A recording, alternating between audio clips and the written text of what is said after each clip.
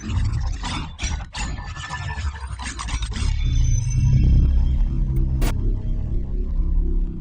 what's up guys? This is Chris from WearTesters.com. Today we have a performance review on the Jordan Superfly 2 PO. So with that being said, let's go ahead and get right into it. Alright guys, so the traction setup here, same exact thing as the original Superfly. No issues whatsoever. It's aggressive herringbone. It makes up the entire outsole. So whether you're indoors or outdoors, you're going to get great traction no matter what. I love that it's multi-directional, and there's really nothing I can say that is negative about this. As far as the cushion goes, basically we have a Phylon midsole, and then we also have unlock zoom in the forefoot. The entire ride felt quite a bit firmer than my original version of the regular Superfly, so this one took a lot more braking time. I'm not really sure why, but after a few hours it started to feel like what I was actually used to. So as far as impact protection goes, the front is just unbelievably awesome. It's springy, it's responsive. Unlock zoom means that the midsole here is actually hollowed out, so the only thing touching the floor and your foot is the zoom unit itself. There's nothing hindering it whatsoever, so you're getting the most responsiveness and cushion out of it. The heel, I think, feels fine. It's nice with a transition. It's pretty smooth, so as soon as you heel strike, there's a little bit of compression here. Then you just kind of shift over into the front of the forefoot. Nothing to complain about on the heel, even though there is no actual cushion. So in my opinion, I absolutely love Jordan Brand's flight plate, and I think it's one of their best creations ever. The original Superfly featured fuse along the upper and then a bit of this, I'm just going to call it mesh, but it's a weird kind of woven material. Whereas this one here features the woven material all over the place, and then they only have fuse along structured areas, which is basically the eye stay, and then you also have some leather here. I personally love the materials on this version more than the other one, just based off of braking time and flexibility.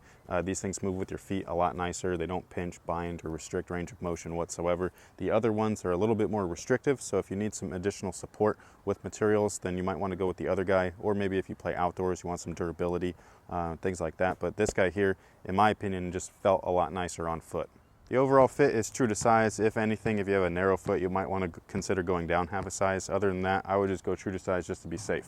As far as lockdown is concerned, the midfoot was slightly sloppy until everything was broken in. The midsole, like I was saying earlier, is just a little bit firmer. And then the upper here is just a little bit softer than everything else. So after some braking time, you should be good. The heel lockdown was great. And then you also have this kind of plastic heel cup or heel counter. This is just to keep your foot from shifting side to side. Honestly, it could have been a little bit better if it was TPU, because it would have been a little bit stronger. Instead of this is kind of like a, I wouldn't say cheap plastic, but it's definitely not as strong as TPU. So it didn't, hinder their performance. It definitely gets the job done. However, if they wanted to beef things up a bit, TPU should have been considered instead of this lighter weight plastic. Ventilation in the last model wasn't the best, and this guy basically follows suit. Most of your ventilation is just from this tongue, but once everything is laced up, kind of restricts most of that airflow. As far as support is concerned, most of that's coming from that overall fit. Again, forefoot slightly sloppy upon lateral movements.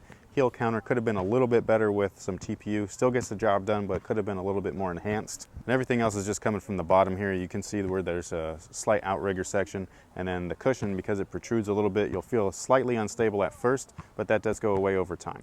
Alright guys, so that pretty much takes care of the performance review on the Jordan Superfly 2 PO. Overall, I just like the materials better, but they are the exact same shoe. So this one, just a little bit more flexibility and less braking time within the upper. So if you have like issues with fuse and things like that pinching your feet, this is going to be the model that you should get instead of the original. You can get this guy over at finishline.com along with a couple other colorways. So hopefully you guys enjoyed. Thanks for watching, and until next time guys, have a good one. Ladies and gentlemen, second thoughts on the beat. And you know, Big up to Lace Cadence. Been looking out for this one, man.